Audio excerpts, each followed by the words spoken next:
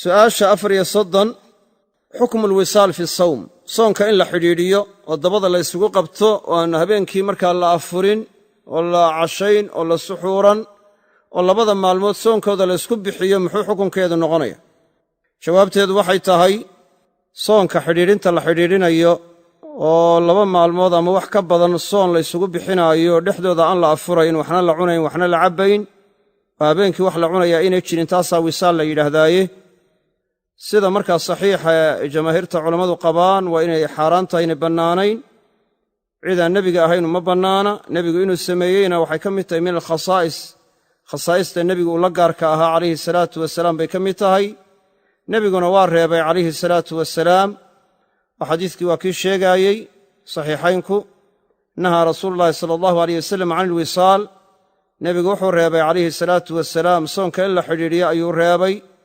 nin muslimiinta ka mid ah wuxuu ku yidhi rasuulka ilaahay ow adigu waad xidhiidhisaa qaala wa ayukum milii yaa kiineebaa ila mida aniga buu yidhi nebigu yidhi calayhi salaatu wasalaam ilama mid tiidin baa macnuhu dhacaya innii abiitu yutcimunii rabbii wayasqiinii yacnii rabbigay baa markaa iquudiya oo i waraabiya bimacnaa waxa weeye quwada iyo xoogga aan cuntada iyo cabbitaanka ka helaayo ayuu cibaadada markaa igu siiyaa oo markaasaa cibaadada markaa waxaa nebigu calayhi salaatu wasalaam uu la imanayo ee uu allaha xusaayo ee uu cibaadadii markaa waxa weeye aad iyo aad yacni ula imanayo rabbi ula munaajoonayo aad ugu faraxsan yahay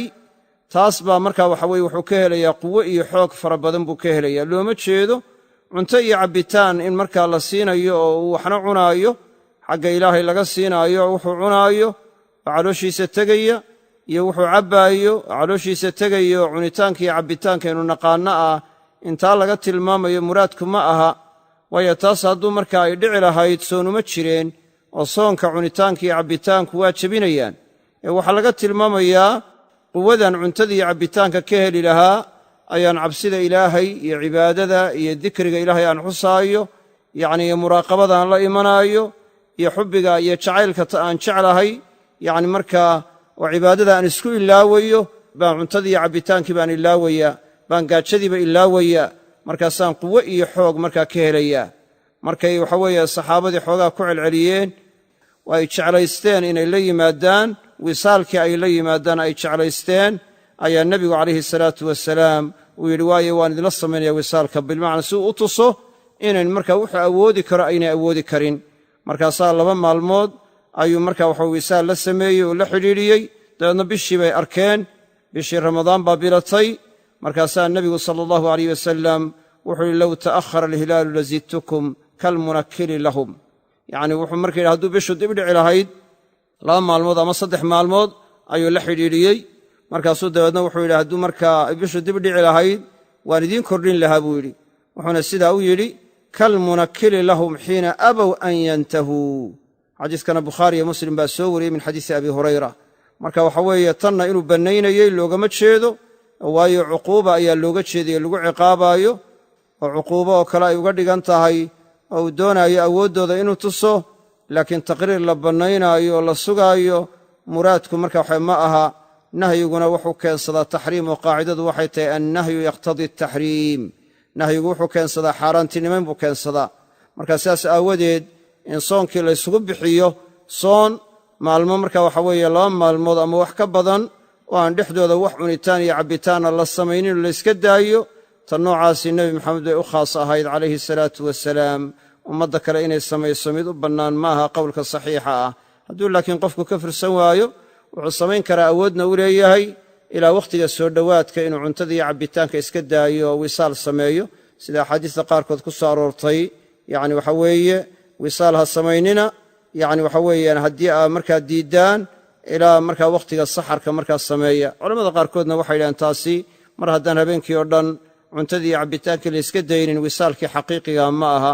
inuu shabah ku leeyihun baa laga tilmaamaya marka noocii la diidayey ma soo gelayso waxaa weeye wisaalka la diidayaa waa in markaa 2 maalmood ama wax ka badan yacni markaa soon la ysugu bixiyo iyadoo dhexdooda aan la afurayn waxna la cunayn waxna la cabbayn oo habeenkii wax markaa soonkii jebiyaba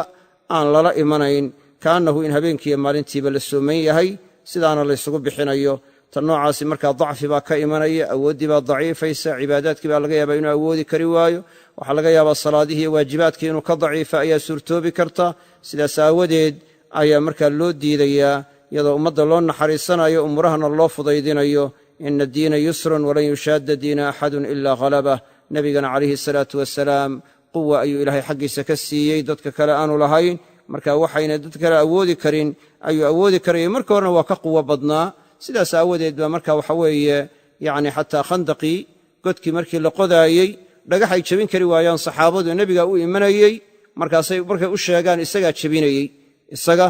ayaa jebinayey. quwadiisa marka waxaad ka garan kartaa inuu waxa weeye dumarkiisa habeen isu mari jiray, yacni marka waxa weeye oo dhammaantood u wada gelmoon jiray habeen keliya. taasina waxay sheegaysaa siduu marka u quwo badnaa nebigu calayhi salaatu wasalaam, yacni marka ayay sheegaysaa, oo jidhkiisu marka iyo quwadiisu ay kaamil u ahayd. marka dambena waxa u raacday yacni cibaadaadka iyo taacaadka uu farabadsanayo iyo dikriga ilaahay ayaa quwo ugu kordhaysaa, quwatan calaa quwa. marka sidaas aawadeed isagay khaas u ahayd, dadka kale inay wisaal la yimaadaan sidaasaynay u ahayn. wallahu aclam.